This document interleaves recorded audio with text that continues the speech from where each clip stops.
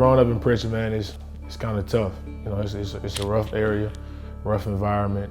It's a lot of negativity that comes from it. It's a lot of positive things also, but a lot of people say the good outweigh the bad, but the bad sometimes outweigh the good. Back then, when we were younger, you know, Prichard was a difficult place to grow up in. People really didn't make it out. You know, you could really get stuck there. It was a lot of bad things going on, but just us being so close and our parents being close as well, you know, they kept us out of that element. Most I kept him and his brother around family. Loved to tackle, loved to hit each other. So we was like, okay, well, we gonna put this energy that y'all have to work. I started playing football when I was 4 years old. Played for a team called 8 Mile Giants, and we were a dynasty. I can tell you that. We won 7 championships out of 8. And I can just remember us being at 8 Mile Park. We're both small, and just running around, just having fun on the field, man. That was really the first encounter we had. He loves to joke around. You know, that's just him. You know, you get Deshaun, you're gonna get a joker. I had some issues in the classroom. I would do my work and do it perfectly, but I wanted to be a class clown. I mean, I love having fun. If you know me, I'm a goofy guy. I like to joke around, I like to smile, I like to bring good energy, but the classroom wasn't the time for that. He came home one day and he was upset, crying, and you know, really didn't want to tell me at first what was going on, so I had to pry it out of him. I ended up getting in a fight later on that year. I ended up getting kicked out of school. It was my 6th grade year. I was 12 years old, and at the time I didn't really know what was going on. You know, life hadn't hit me yet. And it was me, my mom, a principal and homeroom teacher, and he looked at my mom and just, after a series of conversations, and told her, like, you're not a good parent. You know, you did a terrible job raising your son. Like, he's bad. You know, he'll be dead in jail before he can get out of high school. He's a destructive individual. And for you to tell my son something like that, and you're teaching when you're supposed to be uplifting him and educating him, it bothered me as you being a teacher. I mean, I cried, and my mom thought I was crying because I got kicked out of school, and when I got home, I was gonna get a whipping and she was gonna chastise me and take the game, but it was deeper than that. Like I said, I know the struggles that my mom went through. I know the pain that she went through just being on her own and trying to provide for us. And to me, I kind of gave someone the audacity to look at her face and disrespect her. And whether he was right or wrong for saying it, I created that path and opened that door for him to say that. And that was kind of a changing point in my life. You know, I didn't say what his teacher said, I'm going to be a failure, so I'm going to be a failure. It's like, no, you said I'm going to be a failure. Okay, let me prove you wrong.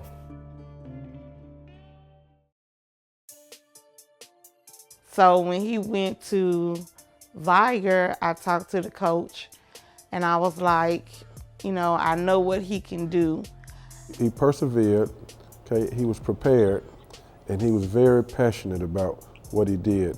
He kind of came to me one day and we had a conversation, and he was like, you got to start taking football more seriously. You got an opportunity to change your family's life forever. You know, with this ball, he had a ball in his hand. He was like, with this ball, you know, you have the chance to do something special and don't let it go to waste.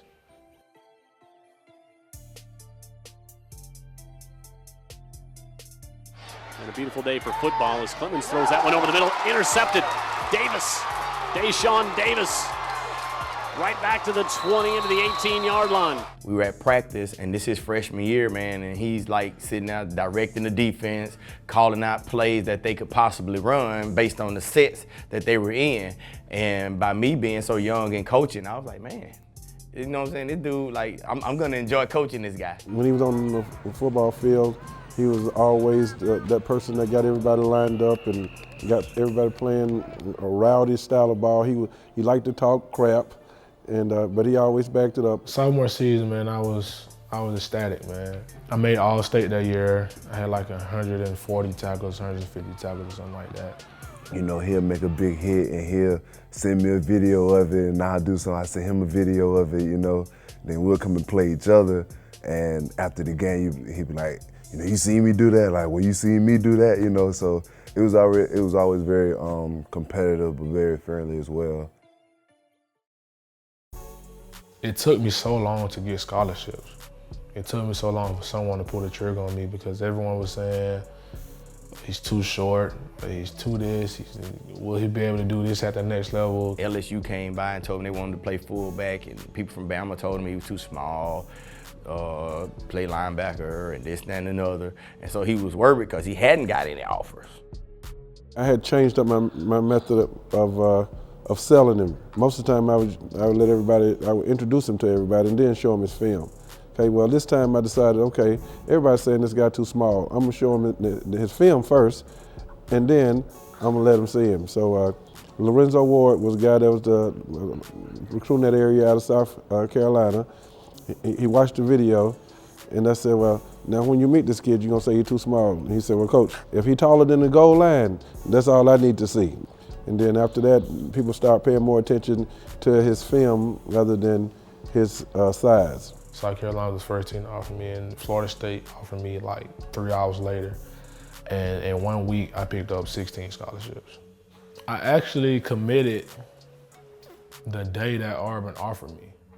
I was in class and Coach Craig texted me, I was like, I got some good news. Told me everything. He was like, I'm about to go into the building in a minute. He's like, we're gonna offer you today.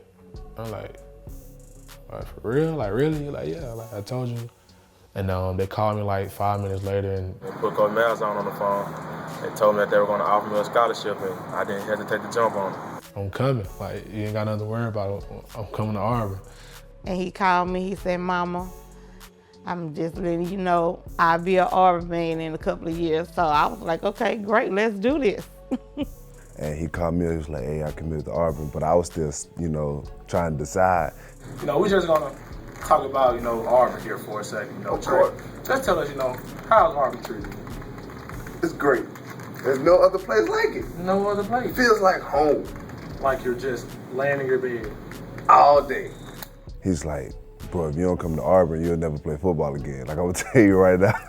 And I was like, is that a threat? He was like, yes. So, that was just a relationship we had though, and it felt great to come here with him.